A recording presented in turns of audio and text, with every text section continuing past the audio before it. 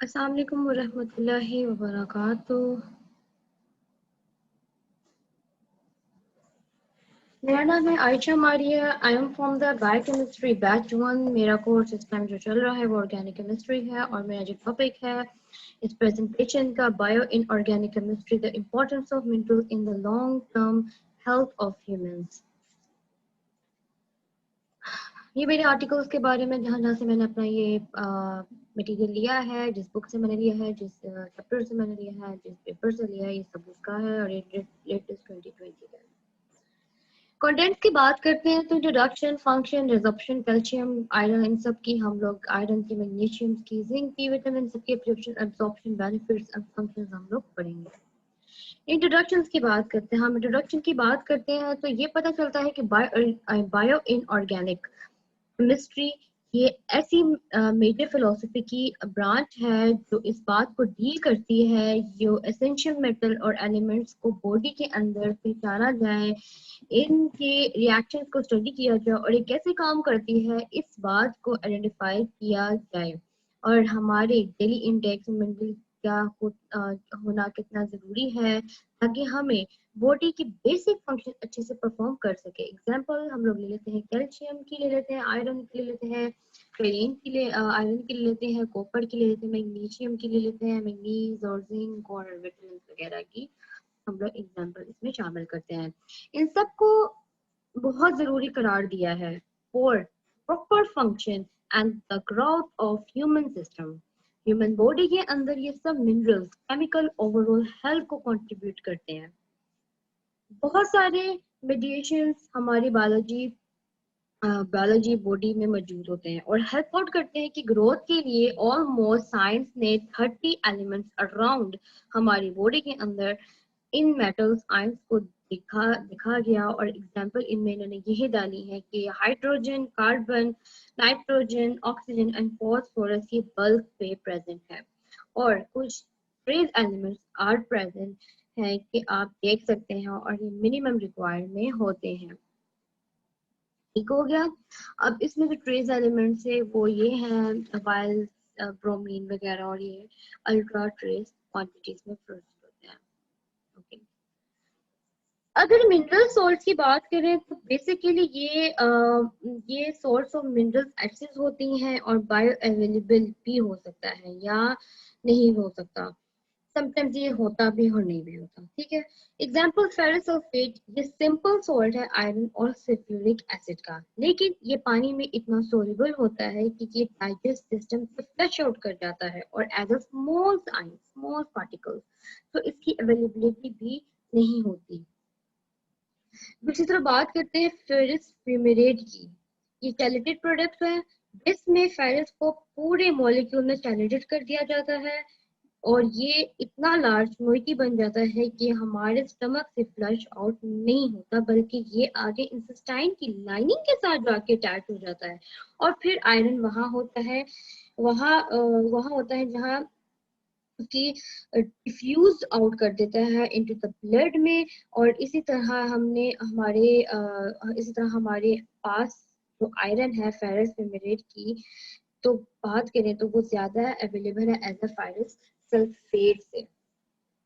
अगर हम आगे इसी तरह बात करते रहे तो कैल्शियम सल्फेट ज्यादा बायो अवेलेबल है देन कैल्शियम कार्बोनेट बनस्पत। कैल्शियम साइट्रेट एक ऐसा कॉम्प्लेक्स है जिसमें कैल्शियम को सिलेक्ट किया जाता है इनटू द मॉलिक्यूल मैट्रिक्स में। अगर ये दरमियान में मौजूद है और इसके इर्द गिर्द बहुत सारे के साइट्रेट कार्बोनेट के मॉलिक्यूल्स होते हैं, यानी बताने का मकसद ये है कि कॉम्प्लेक्स मॉलिक्यूल बन जाता है जो इस तरह से स्टमक में पास होता है और इंटेस्टाइन में नहीं होता। ये इसकी जो बायोअवेलेबिलिटी है वो ज़्यादा हो जाती है। एक और एग्जांपल ले लेते हैं कि अगर हम मैग्नीशियम की एग्जांपल लेंगे, मैग्नीशियम बायोअवेलेबिलिटी को स्टडी करते हुए तो पता चलता है कि मैग्नीशियम जो एस्पार्ट्रेट साइट्रेट के साथ लैक्टिक के साथ अटैच हो जाता है जो हमारी बॉडी को इसके आयंस आसानी से मिलते हैं। और जब अगर बात करें मैग्नीशियम ऑक्साइड जो सल्फेट सॉल्ट की तो इनका आसानी हमारी बॉडी में इतना जल्दी अब्जॉर्प्शन नहीं होता। They are less bioavailable magnesium lectin and plus salt. अब मैं आपको कुछ बताऊंगी कि जैसे अब मैं से मॉलिक्यूल्स की बात करूँ तो यहाँ पे अगर नहीं है तो मैं आपको ये बता दूँ कि अगर आपके पास एक मॉलिक्यूल है, ठीक है, कैल्शियम लेते हैं, कैल्शियम के साथ मैग्नीशियम कार्बोनेट के मॉलिक्यूल्स अटैच हो जाते हैं, फिर मॉलिक्यूल्स अटैच कार्बोनेट रहता है। और आप देख सकते हैं कि जब इतना ज्यादा कॉम्प्लेक्स बन जाए तो आपके ब्लड कितना डाइजेस्ट हो जाएगा। ऑब्वियसली कॉम्प्लेक्स बन जाए तो फिर क्या होगा, ब्लड स्ट्रीम की लाइनिंग के साथ जाके अटैच हो जाएगा। और ये है कैल्शियम की एग्जांपल जो मैंने आपको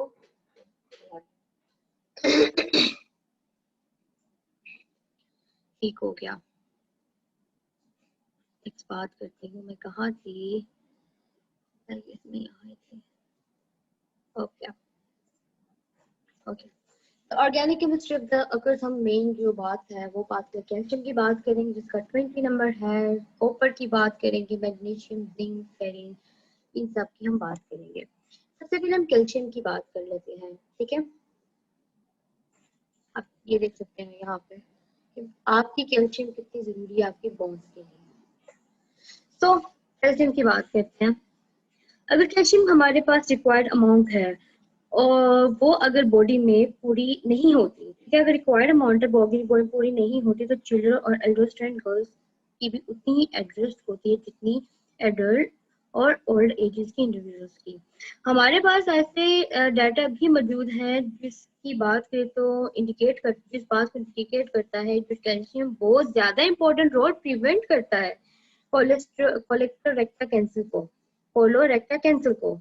ये रेक्टल कैंसर होता है। अब यहाँ तो ऑब्वियसली क्वेश्चन पूछेंगे आप लोग, तो रेक्टल कोलोरेक्टल कैंसर क्या है? ये एक ऐसा कैंसर है रेक्टल के अंदर कि और इसका ट्रीटमेंट भी नहीं होता। पहली बात तो ये है। तो कोई कैंसर तो ये सजेस्ट किया जा करते हैं कि विटामिन डी और कैल्शियम का इंटेक बहुत प्रोटेक्टिव इफेक्ट रखती है टुवर्ड्स हमारी हेल्थ पे। तो ये नीचे डाइटरी का चार्ट है, आगे मैं दिखाती हूँ। जो नीचे डाइटरी चार्ट है देख रहे होंगे कि इंडिकेशन है कि डाइटरी अलाउंस मीन मेल कितना लेना है और फीमेल में सब ने कैल्शियम कितनी बोन्स में लेनी है, ठीक है। यहाँ पे रिकमेंडेड डाइटरी अलाउंस जब जैसे एज है 0 to 6 months, उसकी जो मेल अगर हो तो उसको 200 ग्राम और फीमेल हो तो ये प्रेग्नेंट वुमेन का बताया हुआ है। अगर हम लोग बात करें कि 14 to 18 ईयर्स जो होती हैं उनका 8300 mg बताया हुआ है, फीमेल्स में उन्होंने बताया 1000, और ये प्रेग्नेंट वुमेन भी इतना हो और टेकिंग मंथ्स में भी इसमें बताया गया होगा। सही, आप लोग बाद में टेबल्स पढ़ लीजिएगा, ये वो ये जो मैंने ऊपर सारा बताया। ओके, ये बात स्टडी भी साबित करती है कि अगर आपकी कैल्शियम की इनटेक अच्छी है, एग्जांपल दूध, मिल्क, बटर जो भी है इस्तेमाल करते हैं, आपको कोलोन कैंसर के चांसेस भी कम हो जाते हैं। नंबर 2, प्रोस्पेक्टिव एपिडेमियोलॉजिकल ट्रायल्स किए गए हैं जिसमें देखा गया है कि फीमेल खवातीन और मेल मर्द हजरात रोजाना जो लेते हैं वो 700 to 800 पर डे कैल्शियम लेके उनके अंदर वो 50% कोलन कैंसर के कम पाए जाएंगे। उनके पाया गया था जिन्होंने 500 और 800 लिए थे, उन्होंने कहा गया कि इनके से कम चांसेस होते हैं, क्योंकि हम लोग की इंटेक हम लोग अमेरिकन नॉर्दर्न साइड में ले जाते हैं कि वहाँ पे लोग इन चीज़ों का बहुत अच्छा इंटेक लेते हैं, ना कि हमारे पाकिस्तानी में लेते हैं कि हम लोग क्या करते हैं, हम लोग सुबह का नाश्ता हमारा देसी पराठों के बगैर होता नहीं, हम लोगों ने देसी पराठे खाने तो ऑयल से बड़े भी हम चीजें खाते हैं, हम लोग कार्बोहाइड्रेट जल्दी, तो आपकी बॉडी की इफेक्ट नहीं है, आपको मौत की तरफ लेके जाते हैं। ये ना समझे कि आप लोग बहुत अमीर हैं और आप लोग बहुत अच्छा सा खा रहे, नहीं, ऐसा कुछ भी नहीं है। अपनी डाइट की, अपनी सेहत, अपनी जिंदगी के साथ ऐसा मत कीजिए। अपनी डाइट न्यूट्रिएंट्स पूरी रखें, लेकिन अच्छे खाने से।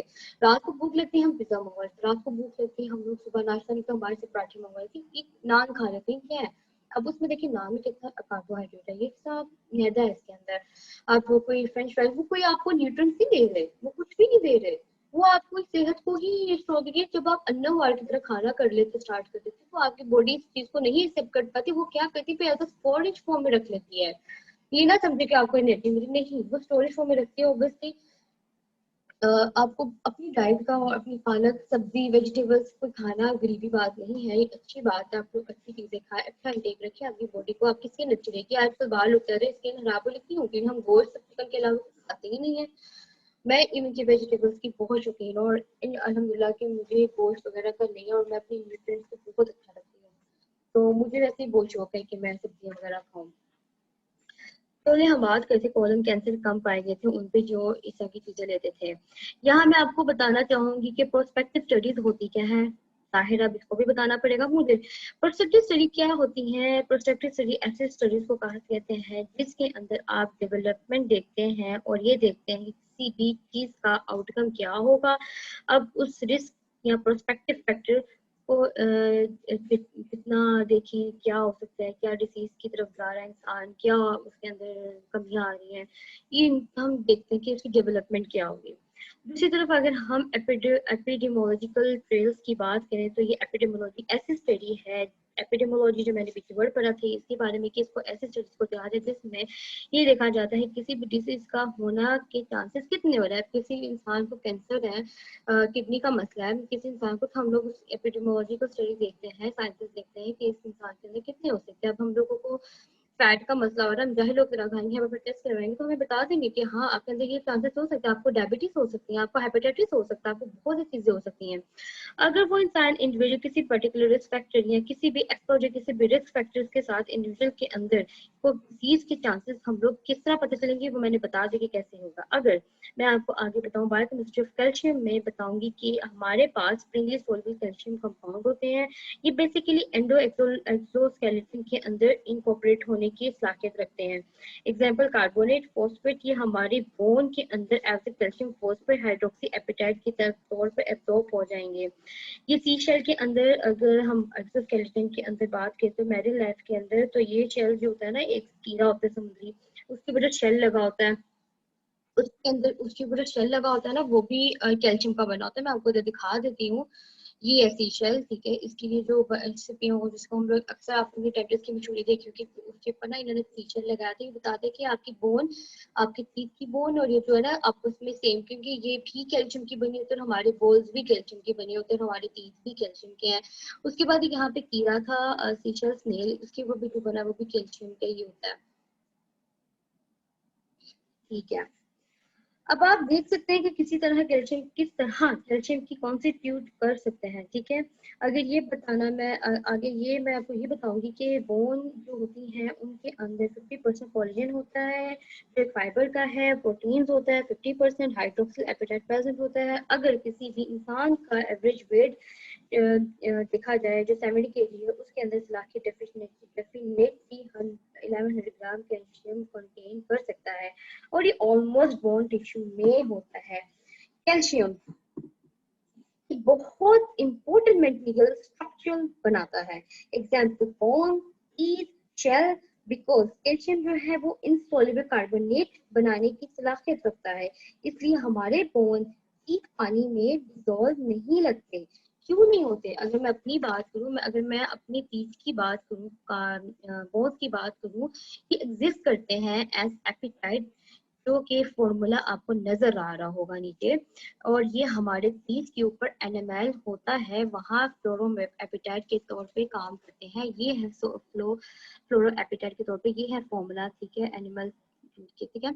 अच्छा, अगर ये वो मतलब कि ना बेसिक बात है कि आप के बोन्स भी कैल्शियम के बने, वो क्यों नहीं डिजोल्व होके, क्योंकि वो इनसॉल्युबल है, ठीक है। मैं आपको बताना चाहूंगी, ये बात कई बार मैं कर चुकी हूँ कि कैल्शियम हमारे नॉर्मल ग्रोथ के लिए कितना हेल्थी फंक्शनिंग ऑफ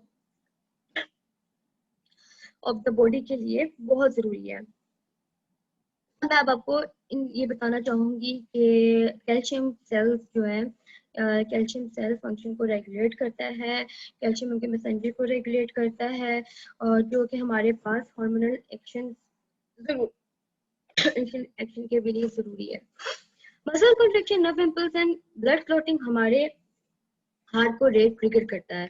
यहाँ पे प्रोटेक्ट के अंदर एप्रिटेट, यहाँ पे प्रोटीन्स के अंदर जो एस्पार्टेन, ग्लूटामेट, इन सब के अंदर हमारे पास बहुत ज़रूरी होता है कैल्शियम। अगर कैल्शियम की डेफिशिएंसी की बात की जाए तो हाइपोग्लाइसीमिया, हम लोग कैल्सीमिया कहेंगे। मैं आगे बात करूंगी कि अगर हमें डेफिशिएंसी हो जाए तो ये ऐसी मेडिकल कंडीशन का नाम है जब हमारे पास कैल्शियम की कमी हो जाती है, या फिर कैल्शियम का इंटेक की वजह से आपको अदर कोई बीमारियां स्टार्ट हो जाती हैं। अगर आपको मैं ये बताऊं कि कैल्शियम की कमी होने की वजह से ऑस्टियोपोरोसिस के रिस्क फैक्टर्स ज्यादा हो जाते हैं, लेकिन मैं आपको ये भी बताना चाहूँ कि हाइपोकैल्सीमिया की वजह से बॉडी में क्या क्या कॉम्प्लिकेशंस आ सकती हैं। एज अ मेडिकल स्टूडेंट मैं आपको कुछ शेयर जो हम इस रिसर्च पेपर में, जो पेपर में पढ़ेंगे, मैं ये बताऊंगी कि आपकी बोन में ब्रिटल हो जाएंगी, आपकी आईज रॉन्ग हो जाएंगी, हार्ट बीट एब्नॉर्मल हो जाएगी। अर्ली स्टेज ऑफ डेफिशिएंसी आपको नहीं सिम्टम्स पता चलते, लेकिन जैसे जैसे आपकी स्टेज होती है तो ये प्रोग्रेस वैसे वैसे आपके अंदाजे की डेफिशिएंसी की वजह से आपकी मेमोरी भी लॉस हो जाए। इसका एक और होता है कि जब आपकी मेमोरी लॉस स्टार्ट हो जाती है, मसल्स फेल हो जाते हैं, hand feet face tending start हो जाती है, फिर डिप्रेशन की तरफ जाना शुरू हो जाते हैं। इस तरह के एंटी कैल्शियम का मेटाबॉलिज्म में भी फर्क पड़ जाता है, जिसकी स्प्रिंगल्स बोन्स कंपाउंड में भी बोन से निकल के ब्लड स्ट्रीम में भी चले जाते हैं। क्या होता है कि यहाँ पे जो स्प्रिंगल्स से होते हैं ना, बोन जब टूटते हैं तो हाँ, तो स्प्रिंगल से बोन्स होते हैं ना, जब वो टूटते हैं ना तो ब्लड स्ट्रीम में जाके नुकसान करते हैं, फिर आपको बीमारियों का शिकार होता है। जैसे कि ये बोन है, ठीक है, ये बोन है, ठीक है, ठीक है, ये भी बोन है, ठीक है। जब ये टूटेगी बीच में से, ये बोन है, ये टूटेगी तो ये ब्लड स्ट्रीम है, ठीक है, ये ब्लड स्ट्रीम में यहाँ जाके ऐसे ऐसे ऐसे तो हमारे मसल्स में मसले हो जाते हैं, फिर हमारी किडनी को जाके इन्फेक्ट करते हैं और इस तरह की चीजों को जाके ये इन्फेक्ट कर देते हैं। और क्या होता है इसके बाद कि आपके ना इनके से अंदर भी जो अंदर ऑर्गन होते हैं वो भी बहुत डिस्टर्ब हो जाते हैं जब आपकी सही डेफिशिएंसी स्टार्ट हो जाए। नेक्स्ट पढ़ते हैं हम लोग, और साइड फैक्टर्स की बात कर लेते हैं। ओके, कहाँ है ये? ऐसे फैक्टर डिस्कस करूंगी जिनकी वजह से आपकी बॉडी में कैल्शियम एब्सॉर्प्शन कम हो जाती है। जितनी आपकी कैल्शियम की अमाउंट कंज्यूम करता है, इसका बहुत ज्यादा फर्क पड़ता है कि आपकी बॉडी में कैल्शियम की कितना एब्सॉर्प्शन हो रही है, कितनी नहीं हो रही। ये बहुत ज्यादा कैल्शियम इनटेक कर लेना भी अच्छा नहीं होता, एफिशिएंसी एब्सॉर्प्शन डिक्रीज कर जाती है। और ये बात मैं कह रही हूँ, ये बात मैं नहीं कह रही, ये बात committee of the review dietary reference कुछ कह रही है कि अफू बात है कि ज्यादा चीजें भी लेना अच्छी बात नहीं होती। तो दूसरा फैक्टर ये होता है जैसे जैसे एज, एग्जाम्पल बच्चे की एग्जाम्पल है, देखिए जब बच्चा ग्रो कर रहा होता है इनके अंदर जो नेट कैल्शियम ऑप्शन है वो 60% होती है, जो बहुत ज्यादा होती है, इसलिए इनकी अपनी बोन डेवलपमेंट के लिए कैल्शियम का जरूरी होना बहुत जरूरत है। However, अगर एडल्ट की बात करें तो 15 से 20% जो है बोन कैल्शियम अब्जॉर्प्शन कम हो जाती है, क्योंकि आपको कैल्शियम की जरूरत इतनी नहीं रहती, लेकिन गेस्टेशन पीरियड के दौरान कैल्शियम की जरूरत फिर बढ़ जाती है, और फिर आपको कैल्शियम लेना पड़ता है। और अगर ओल्ड इंडिविजुअल्स की बात करें तो फिर ऐसे औरतें और फीमेल्स और मर्द हज़ार जो अबव 50 हैं, उन लोगों को सबको जैसे जैसे बढ़ेगी वैसे वैसे कैल्शियम का इंटेक बढ़ेगी। जैसे जैसे वो बूढ़े बनते जाएंगे कैल्शियम का ज़ाहिर है इंटेक बढ़ती जाती है। जैसे आपस में आप देख लें सप्लीमेंट्री लेना स्टार्ट हो जाते हैं, डॉक्टर अक्सर कहते हैं कि आपकी हड्डियों की कमजोर है तो आप ये कैल्शियम लें। थ्री फैक्टर में बात करेंगे तो थ्री फैक्टर में है कि विटामिन बी इंटेक ऐसा न्यूट्रिएंट है जो कि बहुत जरूरी बॉडी के अंदर, ताकि कैल्शियम की एब्जॉर्प्शन अच्छी हो सके। बेसिकली कैल्शियम आपकी बॉडी में तब तक एब्जॉर्ब होता है, नहीं होता जब तक विटामिन डी ना हो सके। विटामिन डी प्रोसीजर क्या मैजिक है वैसे।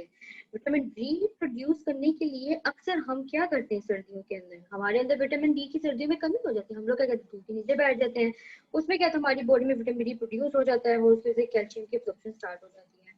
फोर्थ फैक्टर फैलेक्टिक एसिड और अज़ेलो एसिड की कुछ ऐसे एसिड हैं जो प्लांट्स में पाए जाते हैं और ये हमारे पास कैल्शियम के बाइंड करते हैं और इस तरह से बाइंड करते हैं कि एब्जॉर्प्शन नहीं होती, ताकि एब्जॉर्प्शन नहीं होने देती। और तो ये सारे फैक्टर्स हैं कैल्शियम एब्जॉर्प्शन के ऊपर असर अंदाज होते हैं।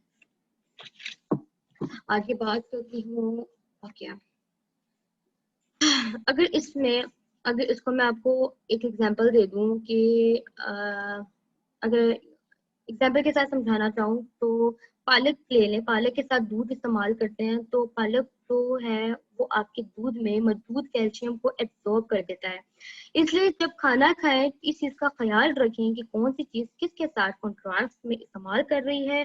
दूसरी तरफ बात करूंगी अगर आटे की, वो दूध के साथ कैल्शियम की वैल्यू को ऑब्जर्व नहीं करती, सिर्फ पालक कर देती है, तो इसलिए कैल्शियम का वो पालक कर लेती है, दूध आटा नहीं करता। बल्कि अक्सर हम वेराइटी ऑफ फूड खाना खाते हैं तो ये इंट्रैक्शन बेसिकली कैल्शियम की एब्जॉर्प्शन को नहीं कम कर देती, बल्कि आपके कैल्शियम की डाइटरी रेफरेंस इनटेक के अंदर ओवरऑल एडिशन नहीं करने देती। यहाँ मैं आपको बताना चाहूंगी कैल्शियम बहुत ज्यादा इस्तेमाल करने के डेंजरस क्या होती है। ठीक है, तो excessively high level of calcium in the blood आपकी किडनी को इनएफिशिएंट बना सकती है। वो कैसे? एग्जाम्पल कि आपकी यूरिन के अंदर बहुत सारे कैल्शियम आना शुरू हो जाएंगे। इस कंडीशन को हाइपरकैल्शियूरिनिया कहते हैं। और दूसरी तरफ आपकी वेस्कुलर सॉफ्ट टिश्यू की क्लासिफिकेशन एमल्सिफिकेशन स्टार्ट हो जाएगी और फिर आपकी बॉडी के अंदर किडनी स्टोन एग्जिस्ट करना शुरू हो जाएंगे। हाई कैल्शियम कॉन्स्टिपेशन भी हो सकती है और दूसरी तरफ इसमें इट में also interfere with the absorption of iron and the zinc. these effects are not well for the human health.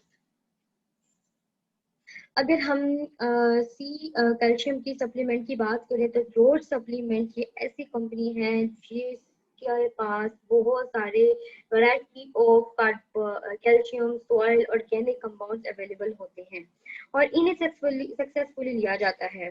Calcium supplement की प्रोडक्ट्स ये ऐसे किया जाता है कि इनके पास किया जाता है कि अंडर सैमन रेगुलेशन और बिल्कुल बेहतरीन है फॉर सी फूड डाइटरी और फार्मास्यूटिकल यूजेस के लिए। ये कंपनी इतनी अच्छी है कि मैं इस कंपनी का अक्सर यूज की है, यूएस वगैरह में भी यूज होती है, मुझे नहीं पता यहाँ मिलते हैं नहीं।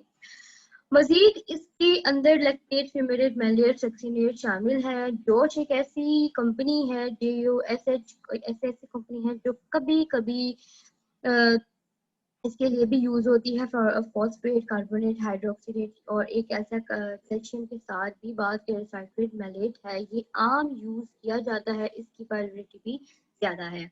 अब मैं आगे बताऊंगी कि द मोस्ट प्रॉपर सोल्यूबल जो सॉल्ट है वो लैक्टेट है। एग्जांपल 1 ml इन 3.1 ml और सोल्यूबल हो जाता है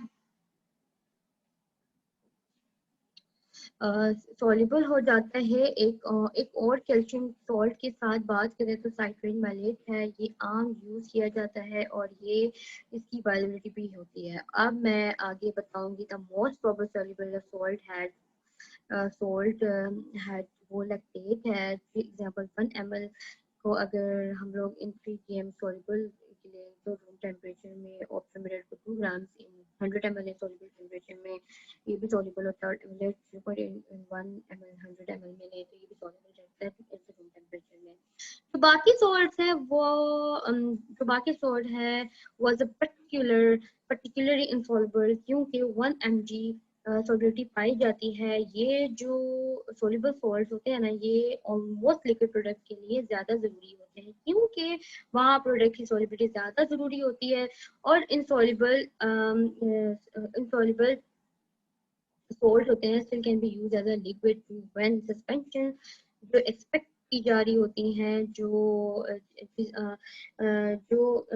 तो इन जगह पे ना देखी जा सकती है कि सॉल्ट में आपको साथ नजर आ रहा होगा केमिकल प्रोडक्शन के साथ कि केमिकल का इनसॉल्युबिलिटी के देख सकते हैं कि कंटेंट और टेस्ट क्या हो रहा है। अगर हम लोग लैक्टेट एंड रोज की बात करें तो सॉल्युबिलिटी 31.7 to 79 है। 7.9 है मेटल कंटेंट 1 और इट इज एक्सोथर्मिक है न्यूट्रल है। इन सबके टेस्ट बताएगी, आप लोग बाद में पढ़ लीजिएगा।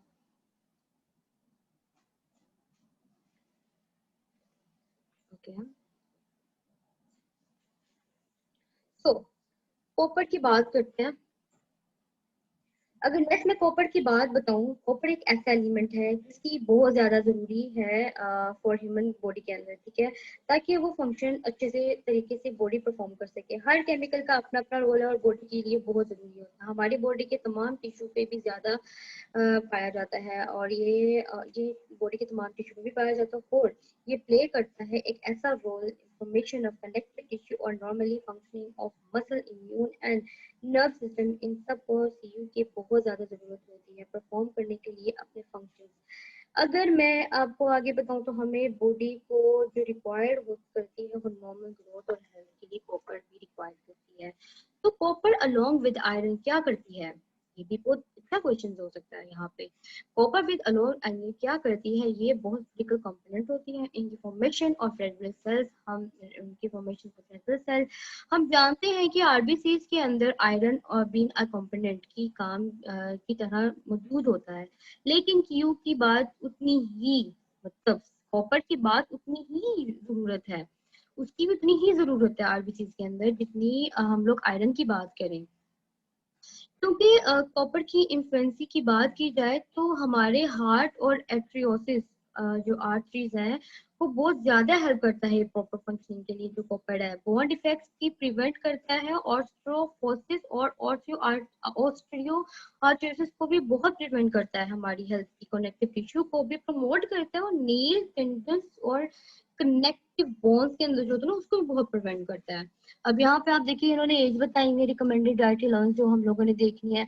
अब अगर हम लोग यहाँ बात कर ले प्रेगनेंसी वुमेन्स की, देखते हैं 42 ईयर्स एज 890 तो उन्हें प्रेगनेंसी 1000 ईयर लाइक उन्होंने 13 दी हुई है, ये मैंने आपको बता दिया। अगर हम लोग कॉपर की डेफिशिएंसी की बात हो जाए तो ये रेयर है, लेकिन ये उन पे पाई जाती है जिन्हें क्रॉनिक डिसीज हो, कोई बहुत देर पर बीमारी हो, उन पे ये ना कॉपर की डेफिशिएंसी पाई जाती है। एग्जांपल हम क्रोहन डिसीज की, ये ऐसी डिसीज है जिनमें आपके अंदर न्यूट्रिएंट्स की एब्जॉर्प्शन नहीं हो रही होती, तो इस कंडीशन में आप कॉपर की डेफिशिएंसी का सामने आपको तब उनके अंदर एब्जॉर्प्शन नहीं हो रही होती ना इस कॉपर की, तो उसको ना इन डेफिशिएंसी और आगे बीमारियों का सामना करना पड़ सकता है। और अगर हाई इनटेक डाइटरी में आयरन और जिंक तो हो जाए तो शायद तब भी आपको कॉपर की, अगर ज्यादा आप आयरन और जिंक लेना स्टार्ट हो जाए तो तब भी आपको कॉपर की डेफिशिएंसी स्टार्ट हो जाए, जो कि रेयर है। साइन डेफिशिएंसी कुछ ऐसी है कि including blood I, shine damage हो जाएंगी, आपके हेयर लॉस स्टार्ट हो जाएंगे, ऐसे कुछ सिम्टम्स उन्होंने बताए हुए हैं कि आपको फटीग्स वगैरह हो जाएंगी, ब्लीडिंग स्टार्ट हो जाएगी, ब्लड वेसल्स और हेयर लॉस, पेयर स्किल्स, ये इन लॉज स्टार्ट हो जाएगा। सिम्टम्स इन्होंने बताया है कि fatigue become the loose because copper plays a role immunity imbalance that you can be more infection ऐसे जिसमें आप थके थके रहना शुरू हो जाएंगे। मजीद अगर कॉपर बहुत इंपॉर्टेंट प्ले रोल करता है इम्यूनिटी के लिए, इम्यूनिटी ज़्यादा इन्फेक्ट करती है, और अगर कॉपर की अमाउंट की अगर इम्बैलेंसिंग हो जाए तो अगर किसी आपका कोई भी इन्फेक्शन जरूरी कोई इन्फेक्शन उसको भी ये ज़्यादा गिराना स्टार्ट कर देती है। जोश कॉपर ज्यादा अमाउंट भी बहुत टॉक्सिक होती है, ठीक है। एग्जाम्पल मैं बात करती हूँ कि 100,000 ग्राम जो है,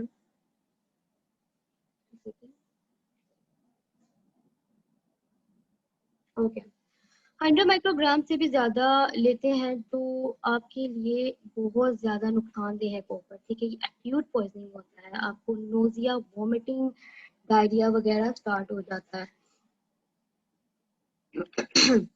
आपको नोजिया, वोमिटिंग, डायरिया वगैरह, इवन किडनी डैमेज भी हो सकती है, एनीमिया और डेथ भी हो सकती है। इसलिए रिकमेंडेड ये है कि जितना वन डे में अमाउंट कहा जाए उससे ज्यादा ना लें आप लोग प्लीज। अमूमन ये कहा जाता है कि boron, vitamin C, selenium, manganese और मोलिब्डेनम ये बॉडी में कॉपर के लेवल को इफेक्ट करता है। एग्जाम्पल जिंक अगर ले लें तो जिंक जो है कॉपर की स्टोर को कम कर देता है, ठीक है। इसलिए फिर कॉपर की सप्लीमेंट्स को रिकमेंड किया जाता है ताकि जो कॉपर है वो ज्यादा अमाउंट पे डैमेज ना कर सके। यहाँ पे जॉर्ज की ऐसी सप्लीमेंट्री की बात की है कंपनी, ये भी वही कंपनी है, ये सारी कंपनी। अब मैं ये बताऊंगी तो जॉर्ज है ये केमिकल कंपनी सप्लीमेंट्री, आगे आगे आपको बताती जाएगी कि क्या नाम है, किस तरह आपको न्यूट्रिएंट्स और कैसे लेने हैं कुछ ऐसे पेशेंट्स के लिए जिनके अंदर इन चीज़ों की कमी आ जाती है। यहाँ पे जॉर्ज ऐसी सप्लीमेंट्री कंपनी है जिस sulphate, glutamate, citrate and oxidate जो है इनको मैन्युफैक्चर करती है। It is also manufacture in capsulated version of sulphate और ग्लूटामेट, ताकि ये कॉपर की किसी और आयरन के साथ किसी मल्टीप्लिकेशन में इंटरेक्ट इनडायरेक्ट कोई मसला ना कर सके। इनका जैसे कि अब डॉक्टर भी कह रहे थे कि इस तरह के आप सप्लीमेंट लें और उल्टा इनडायरेक्ट इनका ज़्यादा लेना भी आपकी बॉडी पे इनडायरेक्ट फंक्शन रोल प्ले कर लेता है। कैप्सूल जो होते हैं वो एक दूसरे के फ्लेवर के इनहिबिट भी कर देते हैं। अब बात करेंगे कॉपर जिंक सुपर ऑक्सी दो डायमेथेस की एसओडी। ये एक ऐसा सप्लीमेंट है कि सप्लीमेंट ऐसा एंजाइम है जिसके पास एक्टिव टाइप होती है। हर एंजाइम की ज़ाहिर एक्टिव टाइप है, प्रोटीन की एक्टिव जिसमें इसमें साइड एक्टिव होना होता है। इसके पास 7 कॉपर सेंटर है और स्ट्रक्चरल जिंक सेंटर भी है और लिंक ज्यादा किया गया है हिस्टडीन के साथ। ये जो एंजाइम है ये एज अ रेगुलेट कैटलिस्ट के तौर पे काम करता है। दिस प्रोपोर्नेशन ऑफ सुपर परऑक्साइड, जब सुपर परऑक्साइड कम हो जाए बन जाता है क्योंकि बहुत ज्यादा हार्मफुल हो जाता है, ऑक्सीजन की मेटाबॉलिज्म होती है, एसओडी बन जाता है और अगर बॉडी में रहे तो बहुत सारे सेल्स को डैमेज कर देता है। तो उसके अंदर इलेक्ट्रॉन ऐड कर देते हैं, या तो इलेक्ट्रॉन रिमूव कर देते हैं H2O2, या तो फिर O2 रिमूव करते हैं या तो H2 अंदर डाल देते हैं। कन्वर्ट करना ज़रूरी होता है। ये एस एंजाइम है, ये बहुत ज़्यादा इंपॉर्टेंट होता है हमारे लिए और ये अपनी एंटी प्रॉपर्टीज की वजह से अच्छे मैकेनिज्म प्रोवाइड कर देता है। रिएक्शन उन्होंने बताए हुए हैं, ठीक है। Steps involve reaction, copper hydrogen ये निकाला तो एक्सचेंज ऑफ वाटर हो गया। ऑक्सीडेशन ऑफ एक्सटर्नल बताया गया है कि कैसे हाइड्रोजन को निकालते फिर वाटर को ऐड करते हैं, इंटरनल रिडक्शन प्रिवेंट पेरोक्साइड, और सेपरेशन ऑफ हाइड्रोजन कैसे पर हाइड्रोजनेशन पेरोक्साइड कैसे करते हैं। बात करेंगे ब्लू कॉपर प्रोटीन्स की। ये रिलेटिवली स्मॉल कंटेनिंग प्रोटीन्स होती हैं। हमें इनको एज अ ऑक्सीजन एल्यूमिनिन, ये बहुत मुश्किल वजह सेल आइसेनिन प्लेस्टोमाइसिन, ये बहुत मुश्किल वर्ड आप पढ़ लीजिएगा, के तौर पर स्टडीज किया गया है।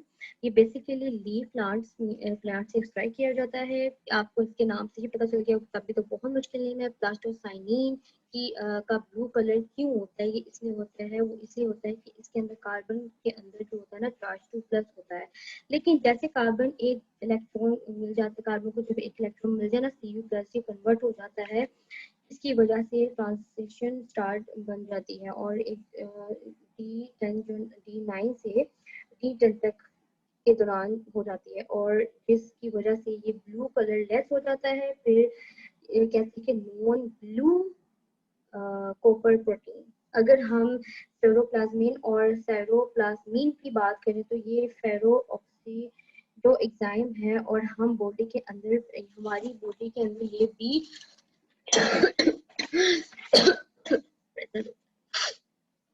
सेरेबेलम मेजर कॉपर प्रोटीन है ब्लड के अंदर, इसके एडिशनल रोल होते हैं मेटाबॉलिज्म के अंदर। It is also play important in metabolism of storage. It also help out in copper transfer में भी ये हेल्प आउट करते हैं। सेरोप्लाज्मिन डेफिशिएंसी अगर इनकी हो डिसीज सामना करना पड़ता है, इसकी वजह से कॉपर जो है हमारी ब्रेन लिवर में भी कनेक्ट हो जाता है और डिसीज स्टार्ट हो जाती है। Iron is a very important thing. ये तो बहुत मजे की चीज है। ये पपाया भी बहुत खाता है आयरन, और आई थिंक स्पेनिश भी आयरन, हाँ ये आयरन पपाया भी बहुत खाता है।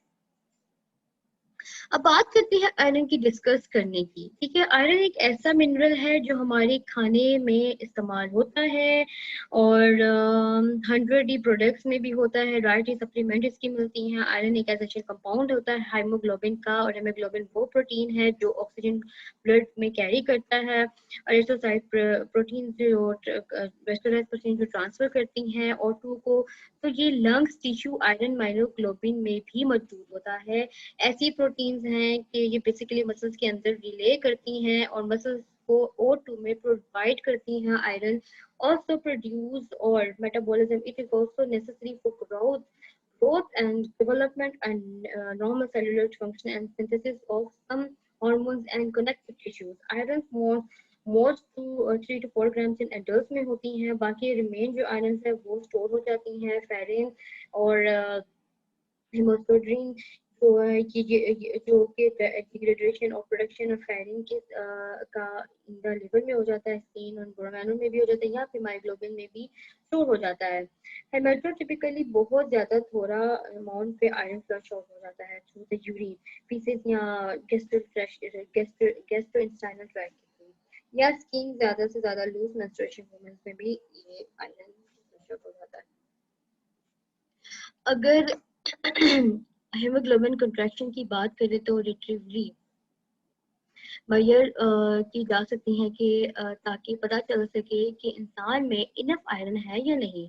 आयरन की डेफिशिएंसी अगर लास्ट स्टेज में पहुंच जाए तो आयरन डेफिशिएंसी एनीमिया हो सकती है। और अगर इस बात से पता चलता है कि हेमोग्लोबिन की कमी हो जाए, इसको पता करने के लिए अगर हमें किसी को भी हीमोग्लोबिन या आयरन की कमी तो इसको पता करने के लिए हमारे पास 2 टेस्ट होते हैं। हीमोग्लोबिन टेस्ट होता है, हेमाटोक्रिट टेस्ट होता है, जो कि मैंने किया है ट्रायल दफा लैब में। इन दोनों को क्या किया जाता है कि पेशेंट्स की आयरन की कमी के अंदर जो हीमोग्लोबिन और कंसंट्रेशन एज मेल में जो हमने देखी ना वो 30 ग्राम पीआर थी, और अगर हम लोग मूवमेंट्स में देखें तो 12 DLD कम हो जाती है, इंडिकेट करती है, ठीक है, कि कम इंडिकेट करती है। तो आयरन डेफिशिएंसी एनीमिया मौजूद है और अगर एज नॉर्मल हेमाटोक्रिट की बात करें तो 3 to 4 टाइम्स ज़्यादा है हेमोग्लोबिन से। सिंपल वर्ड्स में कहीं तो बिल्कुल सिंपल वर्ड्स में बात आ देती हूँ कि 41% मेल्स में होगी और 36 to 44 ज़्यादा होती है फीमेल। अगर डिस्ट्रीब्यूशन ऑफ आयरन पेशेंट्स की बात करें तो ये सबसे पहले ट्रांसफेरिन प्रोटीन आती है जिसके अंदर क्या टाइम हो गया, ओके, हाँ, जिसके अंदर क्या था, मैं क्या कहा, हाँ, अगर डिस्ट्रीब्यूशन ऑफ आयरन प्रोटीन की बात करें तो सबसे पहले ट्रांसफेरिन प्रोटीन आते हैं जिसकी एक ट्रांसफर प्रोटीन है, ठीक है, जो ट्रांसफर प्रोटीन है ये एक ऐसी ग्लाइकोप्रोटीन है जिसका मॉलिक्यूलर वेट 88 ही होता है और इसमें ऑलमोस्ट 2 इक्वल बाइंडिंग साइड मौजूद होती हैं, iron calcium mineral groups respectively. इसकी stability pK 20.2 at pH 7.4 hold आती है, ठीक है। Transferrin also protein as effective transporters जो कि डीआई ट्राई एड्रेनलिन मेटल, इसकी लोडिंग कैपेसिटी आयरन बहुत ज्यादा होती है, नॉर्मली 40% की स्टेबिलिटी ट्रांसपोर्ट कन्वर्ट करता है मेटल आयरन के साथ। अगर हम बात कर रहे हैं वीट बात करने के what is the characteristics of transparent to the number characteristics of the transparent, हम बात करते हैं कि हमारे आयरन जो है अच्छा कोऑर्डिनेशन होती है कार्बोक्सिलिक अमाइल और फोस्फेनॉल ग्रुप के रेजिड्यू के, और जो रेजिड्यू से और जो हमारे फेरिन 3 हैं और 1 बायोकार्बोनेट आयंस हैं जो अपटेक कर सकता है। दूसरा कैरेक्टरिस्टिक्स ये है कि इनकी स्टेबिलिटी जो है कॉम्प्लेक्सेस की स्टेबिलिटी डिक्रीज कर जाती है, डिक्रीजिंग पीएच, अल्कलीन फॉर्म कम हो जाती है, स्टेबिलिटी कम हो जाती है। नंबर 3 कैरेक्टरिस्टिक्स की बात करूंगी तो ये एपो ट्रांसफर एफिनिटी बहुत ज़्यादा हाई होती है और इनकी प्रोटेक्शन एंगेज्ड इन्फेक्शंस होती हैं और वो होता है कि इन्फेक्शंस होती हैं और वो ये स्पेसिफिक होती हैं, ठीक है, ये बोन बना सकती हैं एक दूसरे के साथ। और करेक्टरिस्टिक्स की बात करें तो रिलीज ऑफ एफ3 मतलब ये कि एफ3 को रिलीज भी कर सकते हैं और रिडक्शन ऑफ एफ3 बाइंडिंग साइट बाय प्रोपोफेनाइन, ठीक है। इसके आगे हम बात करते हैं फेरिन स्टोरेज की। ये ऐसी प्रोटीन्स होती हैं जिनके अंदर होलोस्फेयर प्रोटीन होता है, और एपोफेरिन की बात करें जिनके अंदर कुछ भी कुछ भी हो सकता है, मॉलिक्यूलर वेट जिसका 450 टू 163 एमिनो एसिड ईच होता है और इनके आउटर जो डायमीटर तो 130 होता है, इनके इन डायमीटर तो 78 है। इनर सरफेस जो इसका होता है कैप्सूल ऑफ कार्बोक्सिलेट इनका लाइन अप किया होता है जिसकी वजह से they can be coordinate with FX3+3। Ferritin protein at a time 4500 FET ले सकता है। हमारे पास बहुत सारे आयरन सेंटर्स होते हैं जो ऑक्सीडो हाइड्रोक्सिल ग्रुप के साथ ब्राइडिंग रिएक्ट कर सकता है। जो प्राइमरी अपटेक होता है आयरन का, उसमें हम लोग ऑक्सैलिक एसिड प्लस 2 होनी चाहिए। ठीक है, इनकी दो रिएक्शन बताए गए हुए हैं। ठीक है, यहाँ पे इनकी दो रिएक्शन उन्हें बताए गए हुए हैं। ठीक है, कि फेरिन ऑक्सीडो के साथ कैरेक्टरिस्टिक्स ऑफ फेरिन की अगर हाई सिस्मेटिसिटी ऑफ एपोफेरेटिन की होलो स्फीयर होती है। ठीक है, जो सिस्मेट्रिक होती है ना फेरिन की, वो होलो स्फीयर होती है, तो प्रोटीन के साथ मिलकर बन जाते हैं। डायमीटर जो इनका हो जाता है ना मिलकर 30 nm हो जाता है। बात करेंगे कैपेसिटी, जो पहले भी मैं कर चुकी हूँ, दोबारा मैं आपको बात रिपीट करूंगी कि एट अ टाइम 4500 ये स्टोर कर सकते हैं और इसके अंदर हाइड्रोफिलिक ग्रुप बाइंड कर सकता है FH3 प्लस के साथ। ये सारे वही बात जो मैं आपको पिछले बता सकती, जोज केमिकल वही, जियो केमिकल JOSH वही केमिकल कंपनी है, ये मैन्युफैक्चर करती है कि डिफरेंट ग्रेड के साथ एज अ फूड जो है सब अंदर डिफरेंट सब के अंदर एज अ फूड, आप लोग एज अ टैबलेट के अंदर कितने फूड हैं ये आप देख सकते हैं। अमोनियम साइट्रेट, फेरिक फॉस्फेट, ये सब साइड में आपको दे सकते हैं। और उसके बाद जो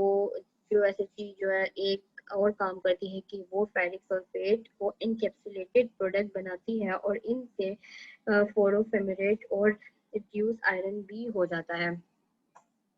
आगे कैपेसिटी की भी मैंने बात कर दी है। बात करेंगे कि तो इसमें ये बताऊंगी RDI। ठीक है, ओके ओके, RDI। ठीक है,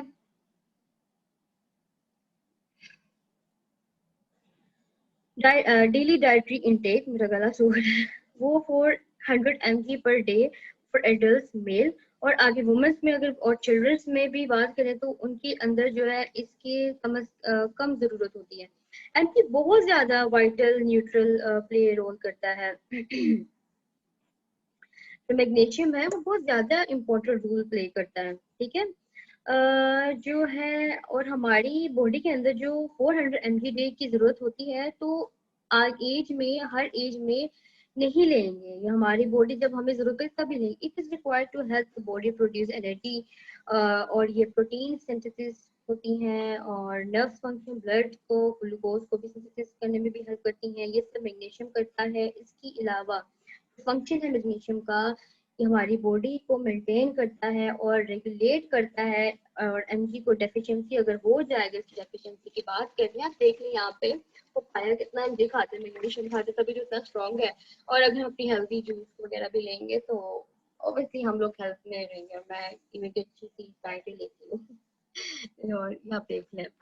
एमजी वैसे बहुत इंपॉर्टेंट है हार्ट फंक्शन के लिए। एमजी इलेक्ट्रिकल फंक्शन को ऑफ हार्ट पंप को भी ट्रिगर करता है, इलेक्ट्रिकल इम्पल्सेस को जनरेट करता है। इसके बाद एमजी बीपी के लिए भी बहुत ज़रूरी है। डायबिटीज़ पेशेंट्स के लिए बात करें तो एमजी की कमी हो जाती है जिन डायबिटीज़ पेशेंट्स के अंदर, शुगर वाले पेशेंट्स के अंदर।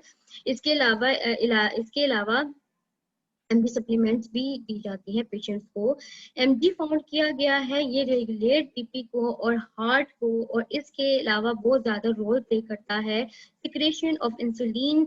इंसुलिन क्योंकि हमारे ग्लूकोज ब्लड के अंदर एब्जॉर्ब करता है, और ये बहुत ज़रूरी इंसुलिन के लिए है ताकि सेल मेम्ब्रेन ओपन हो और फॉरन जो फॉर द ग्लूकोज ये आगे आपको हेल्प करे। It help to body to digest absorb and utilise the carbohydrate, जिनकी अंदर डेफिशिएंसी कम हो जाए, डेफिशिएंसी की कमी हो जाए एमजी की। तो एक ऑर्गेनाइजर को ने देखा कि 72% अमेरिकन एडल्ट है ना, तो उनके अंदर जब एमजी की डेली की रिक्वायरमेंट पूरी होना तो उसकी वजह से डायबिटीज का रिस्क फैक्टर भी ज्यादा बढ़ जाते हैं। फिर रिसर्चर्स ने देखा कि जब लेवल ऑफ एनर्जी बॉडी में गिर जाते हैं तो फिर हमारी मेटाबॉलिक मेल फंक्शन स्टार्ट हो जाती है। ब्लड वेसल खुद मेल फंक्शन स्टार्ट करना शुरू हो जाते हैं। एग्जाम्पल डायबिटीज रिसर्चर ने देखा कि डायबिटीज की लेकर रिसर्चर ने ये भी देखा कि एनर्जी की डेफिशिएंसी अगर हो जाए, किडनी का फंक्शन अनफेयर हो जाता है, मीन किडनी में से काम नहीं कर सकते। अगर डायबिटीज में कनेक्ट करें तो डायबिटीज क्योंकि एनर्जी अपटेक ज़्यादा लो है तो डायबिटीज एनर्जी बहुत कम हो जाता है। तो क्या कहें, नॉर्मल ब्लड के और यूरिन में एनर्जी बहुत ज़्यादा रिलीज स्टार्ट होना स्टार्ट हो जाता है, जैसे कि आपको मैंने तो उसके लिए अलग बीमारी थी, अब एमजी है तो उसके लिए अलग बीमारी। अब देखिए न्यूट्रिएंट मिनरल कितने इंपॉर्टेंट हमारी बॉडी के लिए। तो बॉडी की तो हमारी बॉडी को ये नहीं मिलता जब एमजी, तो पता क्या होता है, बायोअवेलेबिलिटी भी नहीं होती इसकी। तो अब हमारे पास एमजी क्योंकि इनटेक कम है तो कम से कम थोड़ी होती है रिलीजिंग भी, तो पास और ब्लड में जो होता है ना शुगर लेवल भी ज़्यादा स्टार्ट होना शुरू हो जाता है। तो ऑफ कोर्स ये सब फैक्टर्स क्या मिलके बनाते हैं, डायबिटीज़ की तरफ जाना स्टार्ट हो जाते हैं। एमजी एक ऐसा मेटल है जो रिस्पॉन्सिबल है for the activity chlorophyll plants and के अंदर भी बहुत एमजी ज़रूरी है, ज़्यादा से ज़्यादा होता है। एग्जाम्पल कैटलिस्ट के तौर पे काम करता है, जो कार्बन डाइऑक्साइड को कन्वर्ट कर देता है शुगर में। सब जानते हैं कि प्रोसेस होता, ये सब प्रोसेस होता है फोटोसिंथेसिस के अंदर, ठीक है। अब इसको हम प्लांट से कन्वर्ट कर रहे हैं कि मेन में बहुत ज्यादा मेन जो बात है बहुत ज्यादा इंपॉर्टेंट रोल करता है MG in the very Spanish, like कोई स्पेनिश में बहुत इंपॉर्टेंट है ये पालक वगैरह में भी, बहुत वेजिटेबल्स में अच्छा सोर्स हम लोग ले सकते हैं अगर आपका दिल चाहे तो, वरना मैं आपको कुछ नहीं कह सकती। अगर आप लेना चाहें मैग्नीशियम, जैसे पपाया मैंने आपको दिखाया है कितना खा रहा है मैग्नीशियम, आप इसके 3 डब्बे भी मिल सकते हैं बाहर, आपको स्पेनिश पालक में भी, लेकिन इसमें बहुत पाया जाता है। यहाँ फिर बात आ जाती है जो ऐसे एचटी की टोस्ट केमिकल की, ये भी ऐसे कंपाउंड्स बनाते हैं फॉर सेवरल, किसी भी पास एमजी कम हो जाए, मैग्नीशियम की कमी हो जाए तो सप्लीमेंट्स ले लें। टोस्ट केमिकल प्रोडक्ट्स जो है प्योर फॉर्म में मिल जाते हैं, अवेलेबल हैं अभी भी। और USP NFE FCC monograph protocol जिन्हें दी गई हैं कंप्लीट है, इनके मुताबिक बन जाते हैं। Activated form the main toast content citrate ये सब बनाती हैं। मैग्नीशियम को लैक्सेटिव के तौर पे भी यूज किया गया है।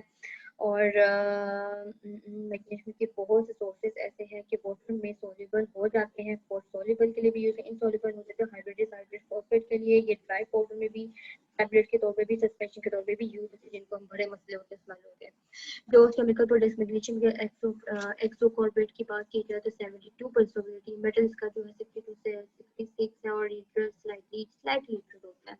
बाकी आप खुद ही देख लीजिएगा, जो पढ़ती जाइएगा अगर सहमत मिले तो, वरना मैं कुछ नहीं कह सकती। जिंक की बात करते हैं।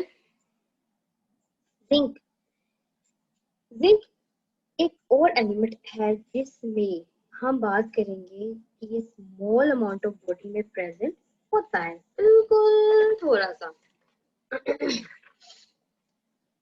Small amount fine absorb body में जरूरी होना चाहिए, ठीक है, क्योंकि हर न्यूट्रिएंट का थोड़ा थोड़ा भी बहुत होना जरूरी है। ये बॉडी में बॉडी को हेल्थ कर सकते हैं, करता है, रखता है। तो जिंक है ना आपकी बॉडी को हेल्थ रखता है। अब हमारे पास ट्रेस मिनरल है जिंक, जो कि बॉडी के लिए बहुत ज्यादा जरूरी है। हमारी बॉडी की ग्रोथ, डेवलप, टिश्यू रिपेयरिंग, ये सब के लिए जिंक बहुत जरूरी होता है, ठीक है। जिंक इंपॉर्टेंट मिनरल है जो बच्चों एडल्ट सब में बहुत जरूरी होता है। जिंक मिलता कैसे है? जिंक मिलता है मीट, सी फूड, ऐसे ऑर्गेन्स यहाँ ले सकते हैं आप लोग। They help out, they are help out and they are rare. Rare और इनकी जो डेफिशिएंसी भी है ना वो रेयर है, ठीक है।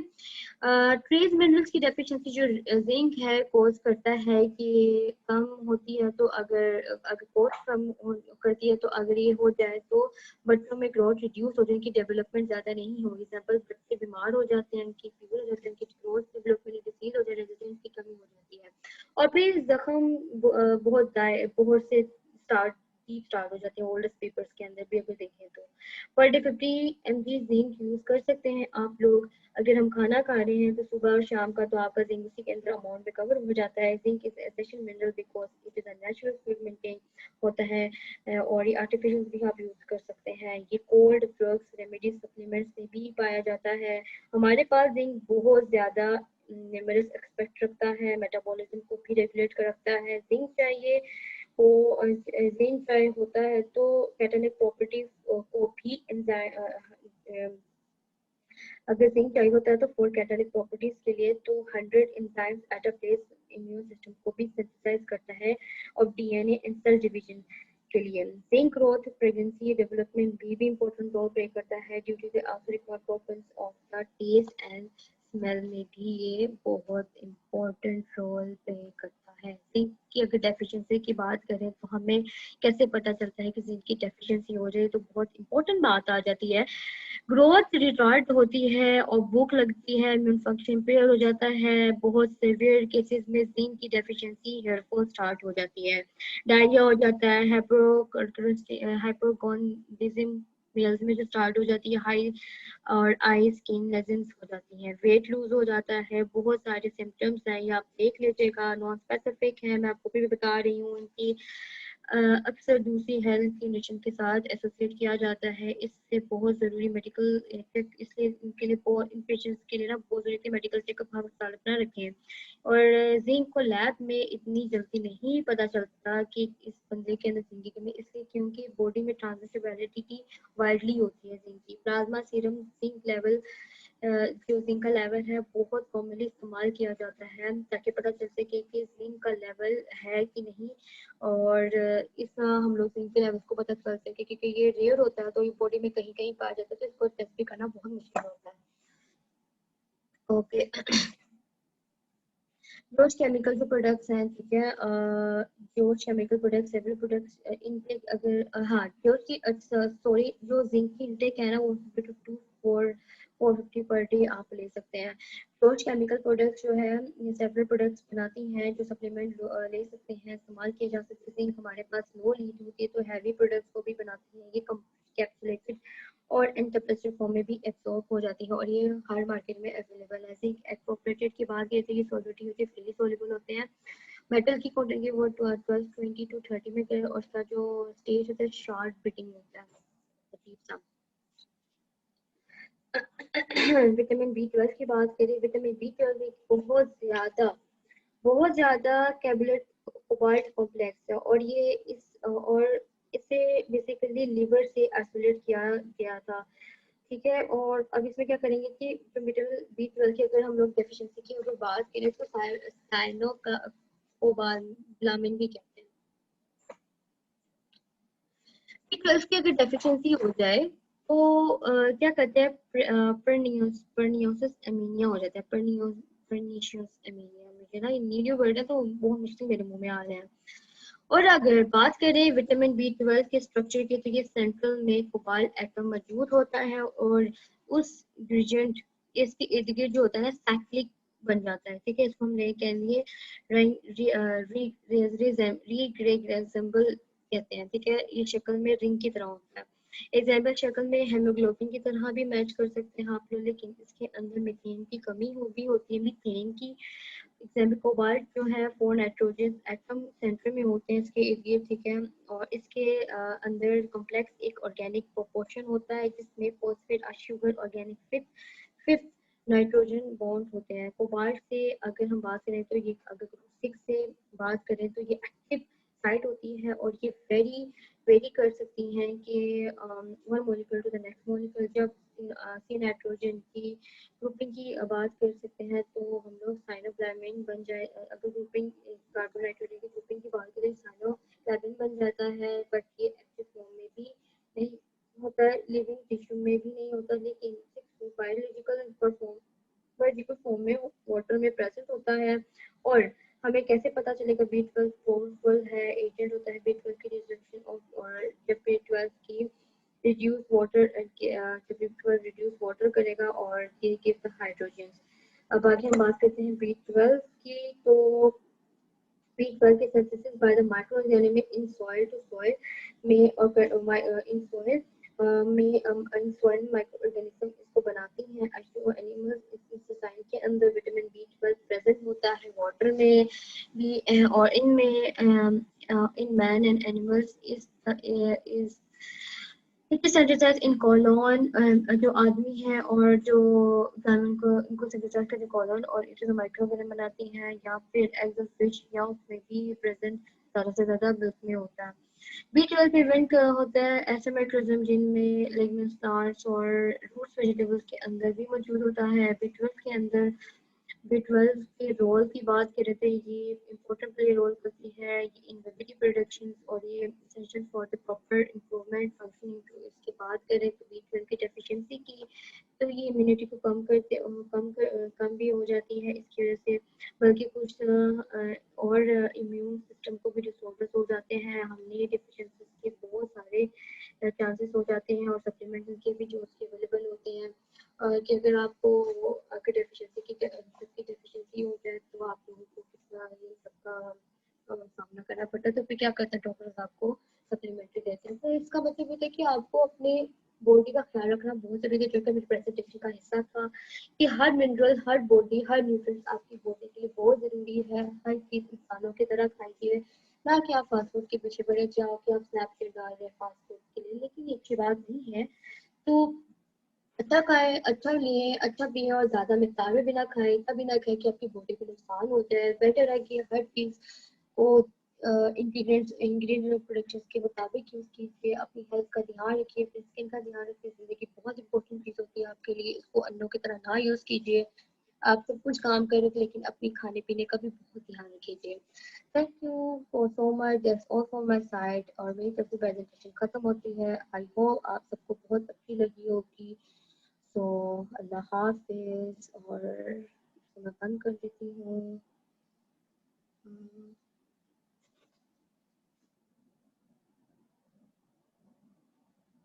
बंद कैसे होगी?